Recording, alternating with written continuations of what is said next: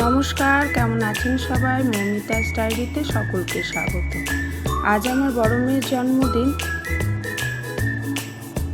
আজকে শুক্রবার, নিরামিষ, তাই রান্না করেছিলাম ফ্রাইড রাইস, 5 রকম ভাজা, ছানার তরকারি, ছোলার ডাল, বেগুন বাহার, আরও অনেক কিছু টুকটাক রান্না করেছিলাম। আমরা তো শুক্রবার নিরামিষ খাই, ওই জন্য মাছ মাংস কিছুই করিনি।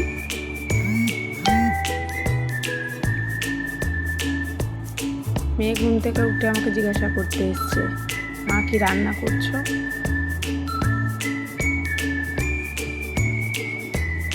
ওকে খেতে দিয়ে দিয়েছি,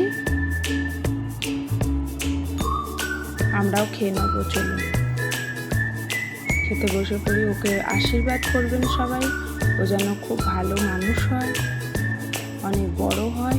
টাটা সবাইকে।